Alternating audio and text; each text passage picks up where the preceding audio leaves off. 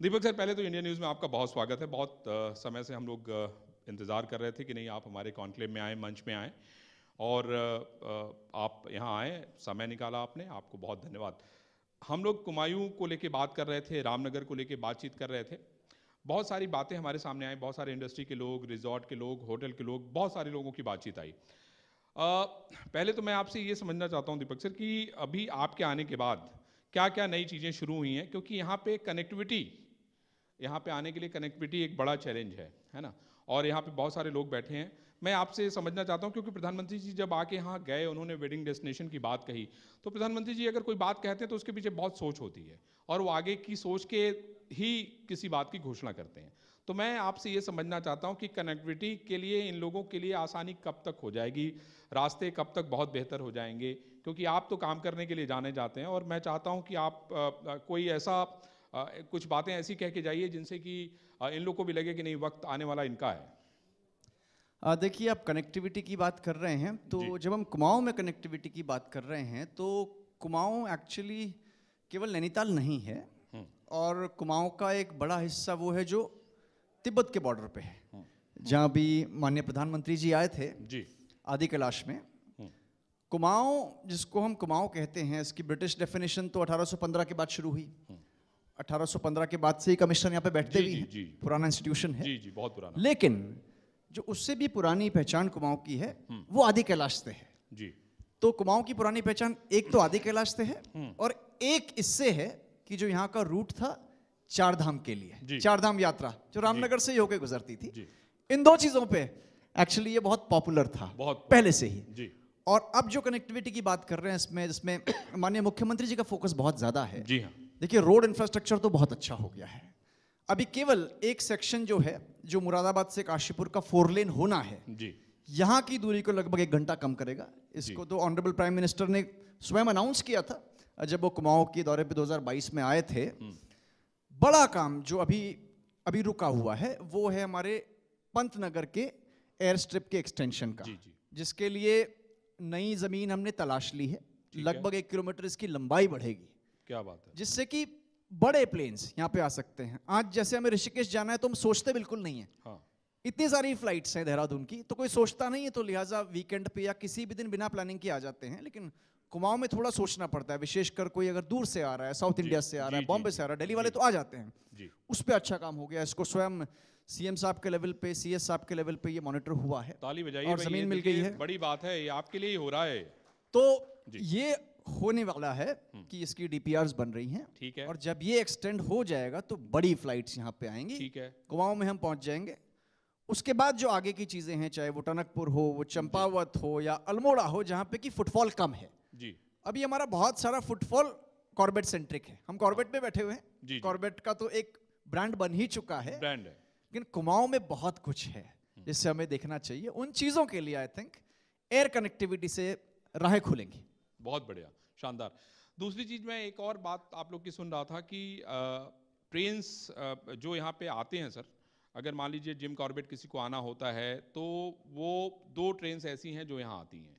आपकी डिमांड ये है कि भाई अगर हम प्लान करें तो हमें ये देखना पड़ता है कि हम कैसे आएँ, हमारे पास क्या साधन है। एक सुबह 4 बजे आती है, एक रात को 8:30 बजे आती है। तो क्या ट्रेन्स को लेके भी कोई काम ऐसा सरकार कर रही है? क्योंकि पहले वंदे भारत को लेके बातचीत हुई थी, लेकिन वो मैच्योर नहीं हो पाई। तो ये सारे सवाल मुझसे पूछे गए थे, इसलिए मैंने कहा कि बॉस आएंगे तो मैं उनसे पूछूंगा। रामनगर में तो ये रेलवेज के स्तर पे और हमारे स्तर पे इसकी बात हो रही है। स्पेशली एक कॉर्बेट सेंट्रिक कुछ यहाँ पे होना चाहिए, और उसमें ट्रेन की जो वर्तमान टाइमिंग्स हैं बहुत सूटेबल नहीं है। Lot of people doesn't suit them, लेकिन क्योंकि दूरी दिल्ली से बहुत घट गई है, तो आई थिंक रोड नेटवर्क का लोग भी पसंद करते हैं। लेकिन जो दूर दराज से आते हैं उनके लिए निश्चित रूप से ट्रेन आज ज़्यादा रिलायबल तरीका है ट्रैवल करने का। तो इस पे भी होमवर्क चल रहा है और रिजल्ट्स आएंगे इसमें। प्लीज़ ताली बजाइए भाई। देखिए, दूसरा सवाल भी मैंने आपका पूछ लिया कमिश्नर साहब से कि ट्रेन्स के लेके क्या हो रहा है। सर, तीसरी इनकी एक और बात थी कि रामनगर के लिए जो रोड्स हैं उसमें रोड्स बड़ी छोटी हैं, ठीक है। ये लोग, सारे लोग ये चाहते थे कि भाई रोड्स जो है वो अगर बड़ी हो जाएं, थोड़ी बेहतर हो जाएं, तो यहाँ पे तो टूरिस्ट आता ही है, तो और शायद उनकी संख्या हम बढ़ा सकेंगे और शायद हम उसको बेहतर कर सकेंगे।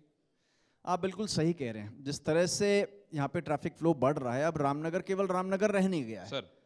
मरचूला तक तो एक तरह से कॉर्बेट ही हो गया, तो लोग मनीला को भी कॉर्बेट बोलने लग गए हैं। और बहुत दूर दराज में से अभी आईटीसी यहाँ पे आपका सल्ट में खुल चुका है जी। तो इसकी रीच बहुत बढ़ गई है एक्चुअली। उस लिहाज से देखा जाए तो हमारी जो वर्तमान में रोड की कैपेसिटी है, इसकी प्लानिंग आने वाले एटलीस्ट 25-30 साल के हिसाब से होनी चाहिए। तो इसमें एक तो 4 लेनिंग का जो प्रस्ताव है, 4 लेनिंग तो नहीं, 4 लेनिंग तो प्लेन्स में होगा, लेकिन डबल लेनिंग का राइट अप टू मार्चूला, इसका NHAI इसको बना रहा है, इसके DPR पे काम चल रहा है। अभी तो केवल रोड स्ट्रेंथनिंग हुई है, लेकिन वाइडनिंग करनी इसमें बहुत आवश्यकता है जी। लेकिन ये केवल इसलिए नहीं, एक्चुअली गवर्नमेंट इसमें माननीय मुख्यमंत्री जी का बहुत फोकस है। वो इस बात को लेके भी है कि जैसे चार धाम में फुटफॉल बहुत बड़ा, ऑनरेबल PM साहब ने भी इसकी बहुत ही अच्छी डेवलपमेंट के साथ साथ जो उसकी ब्रांडिंग भी हुई है जी, बहुत जबरदस्त, और बहुत संख्या में वहाँ पे बढ़ोतरी हुई है। प्लानिंग ये है कि जब श्रद्धालुगण गढ़वाल जा रहे हैं ऋषिकेश से होते हुए, कर्णप्रयाग से होते हुए, तो कुमाऊं की तरफ से लौटें यहाँ से, तो एक स्पिरिचुअल टूरिज्म, इस तरफ से वाइल्ड लाइफ टूरिज्म साथ दोनों जोड़ दें। दैट इज द आइडिया जिस पे काम चल रहा है, और उसी के तहत ये जो हम बना रहे हैं, जो मैंने रोड नेटवर्क्स की बात की आपसे, चाहे रानीखेत वाला हो, चाहे रामनगर वाला हो। अभी मैं इनफैक्ट यहीं से गढ़वाल गया था, इसी रूट से, केवल ये देखने के लिए कि कहाँ पे दिक्कतें आ रही हैं। क्या बात है। जो मुझे लगा दिक्कतें जहाँ पे आ रही हैं, उसमें प्रमुख दिक्कत मुझे ये लगी कि हम रोड्स तो वाइड कर लेंगे, लेकिन बीच में हमारे पास कौसानी के अलावा कोई बड़ा स्टेशन नहीं है जहाँ पे लोग रुकेंगे। ये रानीखेत के बाद कोई बड़ा स्टेशन बीच में नहीं है जहाँ पे लोग रुकेंगे। हालांकि इसका दूसरा तर्क हो सकता है कि रोड बड़ी नहीं है इसलिए वो आए नहीं होंगे, लेकिन जब यहाँ पे अच्छे होम स्टेज आ जाएंगे या रोड भी आ जाएगी, this will become a very feasible route. और मैं इसको बिल्कुल देखता हूँ कि लोग चारधाम गढ़वाल से जाएंगे और लौटेंगे कुमाऊं से। क्या बात है। तो मतलब देखिए, आपका एक सवाल ये और हो गया। सर, एक सवाल और था इनका कि जैसे यहाँ पे एक कोई अगर पर्यटक जो है अपनी बुकिंग करता है तो उसको 45 दिन पहले ही बुकिंग करने की सुविधा दी गई होती है। आप लोगों का कहना ये है कि अगर कोई विदेशी है, मान लीजिए विदेश से आता है, तो अगर वो प्लान बनाएगा तो 6 महीना लगेगा, उसको साल भर लगेगा, 9 महीना लगेगा। तो ये नियम आखिर क्यों है भाई? वो आपको एडवांस पैसा देता है, आपको रेवेन्यू दे रहा है, वो ये आपको रेवेन्यू दे रहे हैं, सबसे ज़्यादा रेवेन्यू ये दे रहे हैं। तो सर, ये इतना बड़ा कठोर नियम, तो मतलब मैं समझता हूँ कि नहीं। अच्छा, आप ये केवल कॉर्बेट नेशनल पार्क की बात कर रहे होंगे। अगर कहीं पे भी है तो इसकी चर्चा होनी चाहिए। नहीं, सही बात है, क्योंकि अभी हमारी सरकार का, माननीय मुख्यमंत्री जी का इस पे बड़ा फोकस है कि चीज़ों को सरल कैसे किया जाए, और ऐसी कोई भी चीज़ें जो सरल नहीं है उनको बदला जाए। तो ये मेरे लिए एक इनपुट है, आपके माध्यम से उस इनपुट पे मैं काम करूंगा, और wherever possible we will relax the rules, wherever in public interest हम रूल्स को रिलैक्स करेंगे। ताली बजाइए भाई, देखिए आपके सारे सवाल हो गए। दीपक सर, चलिए, आपने तो देखिए बहुत इनके सवाल तो हो गए, हम लोग सवाल करते हैं। अच्छा, ये मुझे बताइए कि आप उन युवाओं के लिए भी आइकॉन हैं जो तैयारी करते हैं, उन डिजिटल क्रिएटर के लिए भी आइकॉन हैं जो डिजिटल के लिए काम करते हैं। तो पहले हम आपके IAS में आने, सिविल सर्वेंट बनने की थोड़ी सी कहानी समझ लेते हैं, क्योंकि बहुत सारे लोगों को इंस्पायर करेगी वो। आप IAS ही बनना चाहते थे?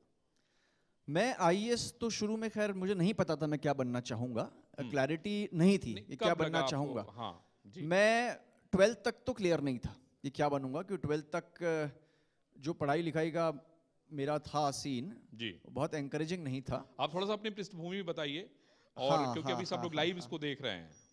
क्योंकि मैं उत्तराखंड का ही रहने वाला हूँ, और मसूरी में मेरी पढ़ाई लिखाई हुई। हालांकि हमारा गांव रुद्रप्रयाग में है, मेरे फादर भी रुद्रप्रयाग के रहने वाले हैं, वो 10वीं तक वहीं पर उन्होंने पढ़ाई की।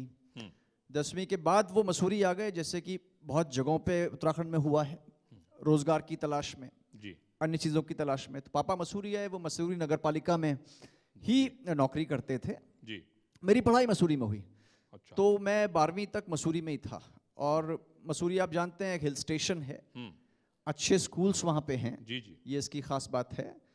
लेकिन वैसा कोई इसका वैसा माहौल नहीं है कि यहाँ पे रोज आपका प्रशासन से वास्ता पड़ता हो और आप IAS के बारे में जानते हो। ये अलग बात है कि एकेडमी वहाँ पे है जी। तो मुझे मुझे पता था कि IAS एकेडमी यहाँ पे है, लेकिन मुझे पता नहीं था कि IAS क्या करते होंगे जी जी। IAS as a conceptual level पे भी क्या करता होगा मुझे नहीं पता था। लेकिन मैं, क्योंकि बहुत ज़्यादा दिलचस्पी मेरी साइंस में रह नहीं गई थी, जो मुझे स्कूल में पढ़नी पड़ रही थी, सिर्फ इसलिए कि वहाँ पे साइंस के अलावा कोई विकल्प नहीं थे। तो मैंने 12th साइंस से कर ली। मेरे बहुत से दोस्तों ने इंजीनियरिंग के एग्जाम दिए। मैं जानता था कि ये तो शायद क्या 100% नहीं कर पाऊंगा। और आर्मी में बहुत से लोगों ने ज्वाइनिंग की जी। बहुत बड़ा जुनून उत्तराखंड में, तो खैर आर्मी को लेके। जी, आर्मी अपने आप में एवरीबडी विशेस टू जॉइन। जी जी। वो एग्जाम भी, उसमें भी साइंस और मैथ्स का थोड़ा लेवल टफ होता है, तो मुझे लगा कि ये भी मुमकिन नहीं है। तो फिर मैंने अपने पेरेंट्स से लड़ झगड़ के मैंने कहा कि अब जो है आपकी नहीं चलेगी। और 12th के बाद थोड़ा सा मैंने जोर आजमाइश की, एंड आई सेड कि अब मैं दिल्ली चला जाऊंगा। क्या बात। हालांकि मुझे ये नहीं पता क्यों जाऊंगा, मुझे लगा सब लोग दिल्ली जा रहे हैं तो मुझे भी जाना चाहिए। बहुत बढ़िया। तो मैं दिल्ली चला गया, हंसराज कॉलेज में आ गया, और वहीं पे हंसराज कॉलेज में मैंने हिस्ट्री में एडमिशन लिया, जो मैं करना भी चाहता था एक्चुअली, क्योंकि मुझे आर्ट्स में दिलचस्पी थी। वहीं जब हंसराज में एडमिशन ले लिया, तो अब वहाँ का माहौल आप जानते हैं, डीयू में तो आते आप बाद में है, लोग पहले चर्चा करते हैं यूपीएससी की। हाँ, नॉर्थ कैंपस में वैसा ही माहौल था। एकदम एकदम। दोस्त थे, बहुत से बिहार के दोस्त थे, उन्होंने बताया और हंसराज कॉलेज के टीचरों ने किताबें लिखी हैं कितनी सारी। Yes yes yes yes, faculty तो खैर निश्चित रूप से जी जी बहुत अच्छी। तो वहीं थोड़ा बहुत पता चला एग्जाम के बारे में, और ग्रेजुएशन में भी नहीं, जब मैं जेएनयू में आ गया मास्टर्स में जी, तब मैंने सोचा, वो भी फाइनल ईयर में, कि सभी लोग दे रहे हैं तो एक आध जरा हम भी अटेम्प्ट लें। तब मैंने सोचा कि ये करना चाहिए। हालांकि मैंने इसके अलावा कोई एग्जाम लाइफ में दिया नहीं है। क्या बात है भाई, मैंने 2 ही ताली बजाइए, ये बहुत बड़ी बात है ये। मैंने आईएएस के अलावा सिर्फ एक इसका जेआरएफ का एग्जाम दिया है, वो इसलिए भी देना था कि अगर आपको टीचिंग करनी पड़ेगी तो आपके पास नेट होना चाहिए। ओके, तो these are the only 2 exams I actually give. बहुत बढ़िया। तो कौन से मतलब कौन से ईयर में सिलेक्शन हुआ सर, फर्स्ट सेकंड? मैं एक्चुअली 2005 बैच में आ गया था, तब मैं कस्टम्स में था। ओके, तो मेरा 3rd अटेम्प्ट में हुआ था, क्योंकि उसमें अब आईएएस के लिए जो मेहनत करनी पड़ती है उस हिसाब से मैंने मेहनत करी नहीं उतनी। तो कम पड़ता था, मेरी सिटिंग कैपेसिटी बहुत देर तक बैठने की नहीं है, तो मैं जल्दी उठ जाता हूँ, आधे घंटे में उठ जाता हूँ। क्या बात। लेकिन इस पे मैंने कंट्रोल किया धीरे धीरे बैठने के लिए। और 3rd अटेम्प्ट में जब मेरा हुआ कस्टम्स में, तो मेरी पोस्टिंग भी बॉम्बे में हो गई थी, एक अटेम्प्ट बचा हुआ था सर। दोस्तों ने कहा बचा के भी क्या करोगे, एक बचा हुआ दे दो इसको। तो उस दौरान बॉम्बे में जब मैं था जी, उससे पहले जब अटैचमेंट्स चल रहे थे कस्टम्स के अलग अलग, कभी बैंगलोर में कभी अहमदाबाद में, तो उसी में चलते फिरते मैंने पढ़ाई की। और उसमें जब दिया हल्के फुल्के बिना स्ट्रेस में, तो मेरी रैंक 12 आ गई। क्या बात। और फिर मैं उत्तराखंड कैडर में आ गया, और तब से फिर यहाँ पे उत्तराखंड में सेवाएं दे रहा हूँ। सबसे ज्यादा जीवन में इंस्पायर किसने किया आपको? मेरा इंस्पिरेशन तो खैर पेरेंट्स से मुझे बहुत इंस्पिरेशन मिला, कि वो जानते थे क्या कहते हैं कि ये मतलब जो इनके हाल हैं, उसके बाद भी भरोसा करना कि नहीं कुछ करेगा ये।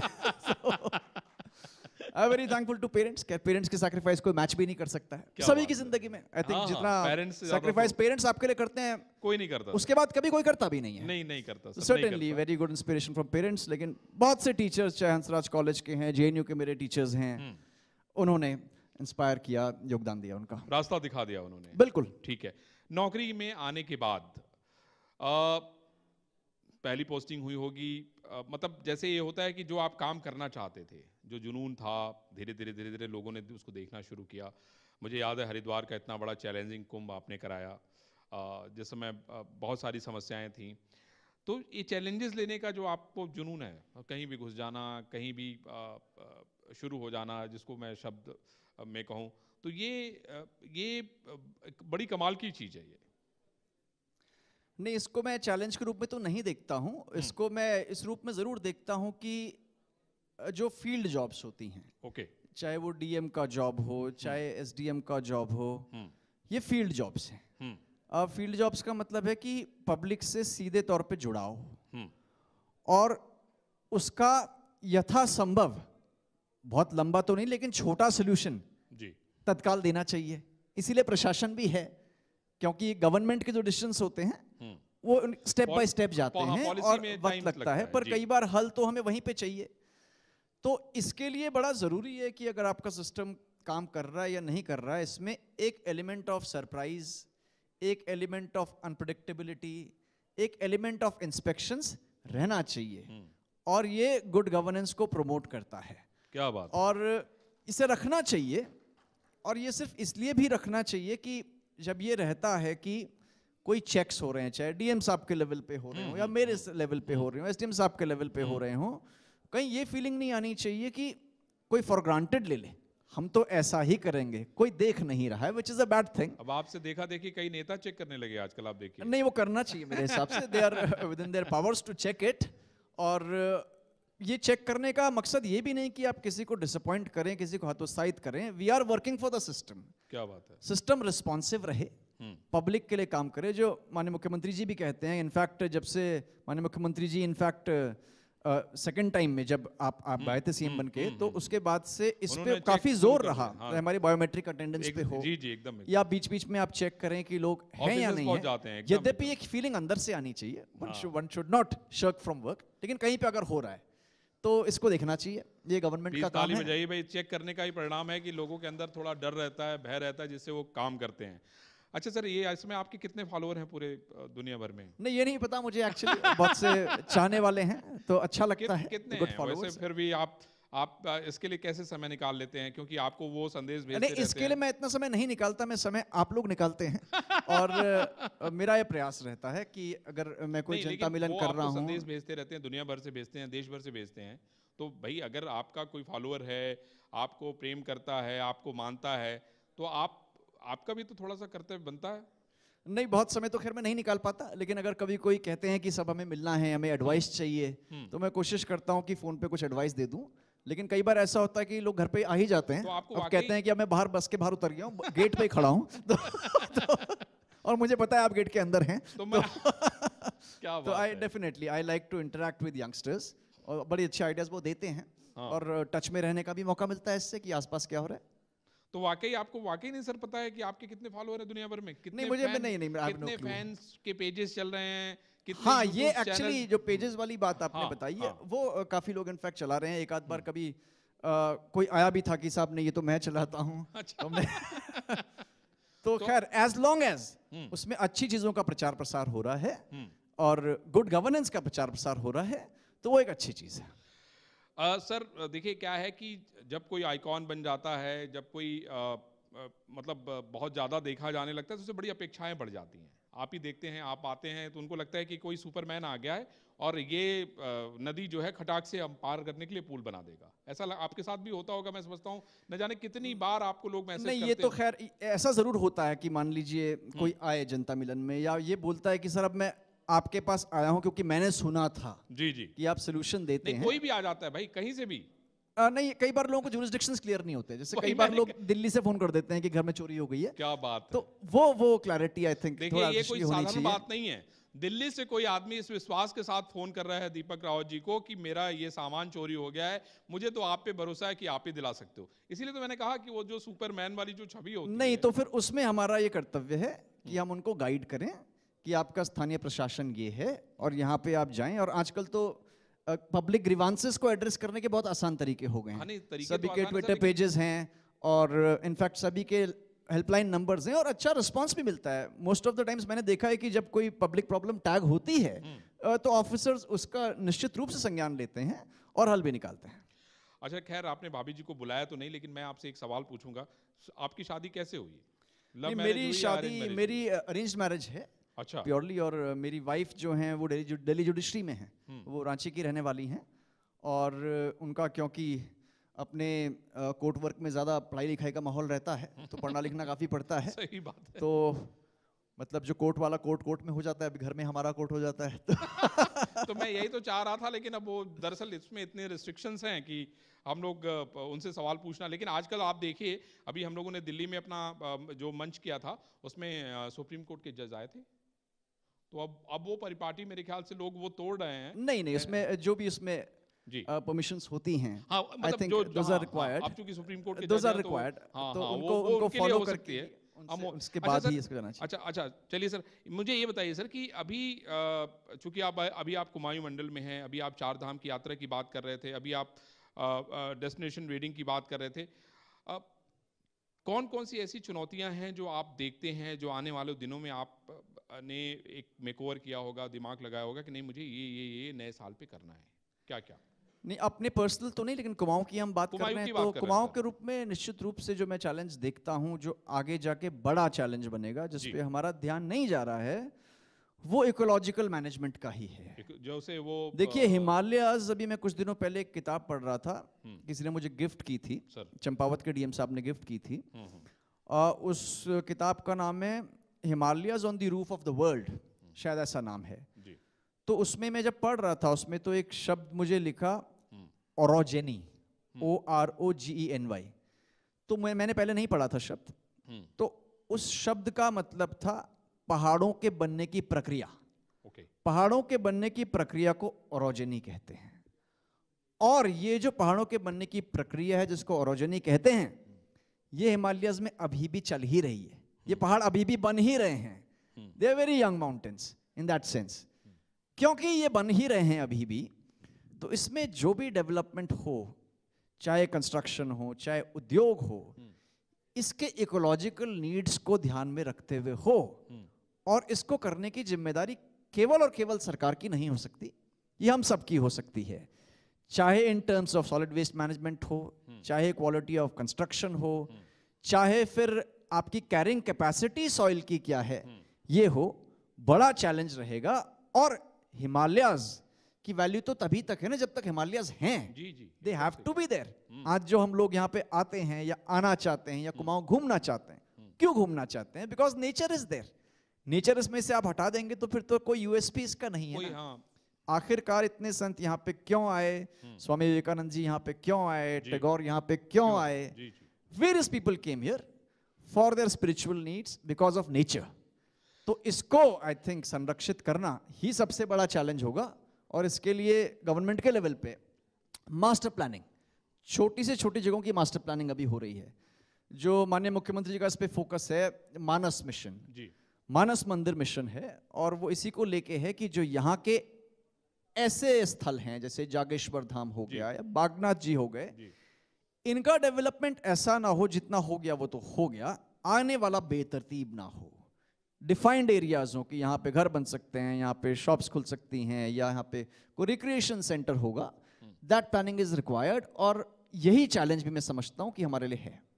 सर, ये जो आपने बात कही है, ये मतलब मैं समझता हूँ कि जो लोग भी यहाँ पे नया काम करने आ रहे हैं या नई चीज़ें बना रहे हैं या नया निर्माण हो रहा है, मैं समझता हूँ उनको भी उतना ही समझने की जरूरत है। निश्चित रूप से ये रिस्पॉन्सिबिलिटी सभी की है, क्योंकि प्लैनेट हम सबका है जी, और भागीदारी हम सबकी है। क्योंकि अगर उनको आप उसमें समाहित नहीं करेंगे तो इतना बड़ा, मैं समझता हूँ कि बहुत बड़ा चैलेंज। इधर हाल में हमने समझ लीजिए इतनी कमेटी की रिपोर्ट, इतनी टेलीविजन पे खबरें, मैं समझता हूँ कि इसके पहले हम लोगों ने नहीं देखी थी, या देश और दुनिया ने नहीं देखी थी जिस तरीके से कि पहाड़ दरक गए। हर दूसरे दिन तीसरे दिन उत्तराखंड से खबरें आ रही थी कि पहाड़ दरक गया। जागरूकता भी बड़ी है। Himalayas are a very special zone. इसके जो सोल्यूशंस हैं, ये वो सोल्यूशंस नहीं हो सकते जो बाकी जगहों के लिए होंगे। हमारे सोल्यूशंस थोड़ा अलग होने चाहिए, अलग ही होंगे। अब ये बिल्कुल नहीं हो सकता कि हम कोई 6 मंजिला घर कहीं पे बनाए रानी खेत में। I think this the kind of development we should avoid. बहुत बढ़िया। और जो स्मॉल इज ब्यूटीफुल की अवधारणा है, small is beautiful, I think वो अवधारणा हमारे लिए होनी चाहिए। बहुत बढ़िया। दीपक जी, एक और आपके गुण के बारे में मुझे पता है, आप गाना बहुत अच्छा गाते हैं। मैं गाना गाता हूं, लेकिन जब मुझे बोला ना जाए तो हम लोग चुप रहेंगे, हम लोग बोलेंगे नहीं, हम लोग कुछ नहीं बोलेंगे, हम लोग सिर्फ श्रोता के तौर पे सुनेंगे। आपका जो फेवरेट गाना हो एक सुनाइए। इतने सारे लोग देखिए आपको देख रहे हैं, लाइव पूरा देश देख रहा है आपको। और देखिए ये बिना बोले हुए सारा कुछ हो रहा है। मैं एक पहाड़ी गाना ऐसे ही गुनगुना दूंगा आपके लिए। सर्ग तारा जुनेली राता को सुन लो, हो को सुन लो, तेरी मेरी बाता। सर्ग तारा जुनेली राता को सुन लो, तेरी मेरी बाता। सर्ग तारा। Thank you. क्या बात है। मुझे लगता है कि आप अगर ब्यूरोक्रेट नहीं होते शायद पिक्चर में होते। नहीं, ऐसा तो अब कौन कहाँ पे क्या नहीं होता नहीं कह सकते। हम जहाँ हैं वहीं हैं। देखिए, पत्रकार का काम सर कयास लगाना होता है, तो मेरा तो वो काम ही है कयास लगाना। तो पब्लिक सर्विस मुझे अच्छी लगती है और पब्लिक ग्रीवांसेस अच्छे लगते हैं। इनफैक्ट मेरे पास कोई समस्या लेके आए तो मुझे अच्छा लगता है, और ये उसका सोल्यूशन मैं दे पाऊँ, ये गवर्नमेंट की प्रायोरिटी है। और हम सब सोल्यूशन प्रोवाइडर्स हैं। हमारे जितने भी गवर्नमेंट के ऑफिसर्स हैं, हमारे यहाँ एसडीएम साहब बैठे हुए हैं जी, we are all solution providers. Great. और इसी तरीके से मैं देखता हूँ इसको। अच्छा सर, चलिए हम लोगों ने इस पे बात कर लिए थोड़ा सा। हम लोग ये जो डिजिटल के आपके फॉलोअर हैं वो बड़े जुनूनी होते हैं। वो मतलब आप जिस तरह से पहुंचते हैं जुनून से। मैं एक दिन देख रहा था कि आप किसी गांव में गए और आपने बोला कि ये पाइप आपने यहाँ से बिछाई है, और ये तो फिर उसने बताया कि 30 साल पहले ये मैं पाइप लेके आया हूँ। फिर आप वो उसके बड़े सारे हौदे में गए जहाँ पे वो मछली पालन करता था। तो ये जो आपका जो जुनून है वो भी कैसा करने लगते हैं? नहीं, एक्चुअली वो चीजें जिसको आप चाहे स्टार्टअप कह लें जी, या फिर ऐसी पहल जो रेप्लिकेट होनी चाहिए, ये एक अच्छी चीज है जिसकी आप अभी बात कर रहे थे, पाइप बिछाने वाला, वो घराट है एक्चुअली। हाँ, मैं घराट उत्तराखंड की बहुत ही पुरानी तकनीक है, हम सभी जानते हैं।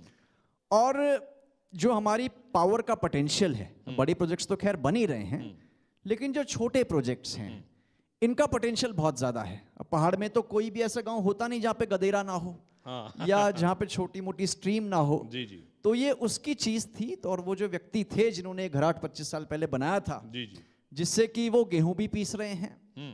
और आप सभी जानते हैं घराट का पीसा हुआ गेहूं नॉर्मल चक्की से पीसे हुए गेहूं से बहुत अच्छा होता है।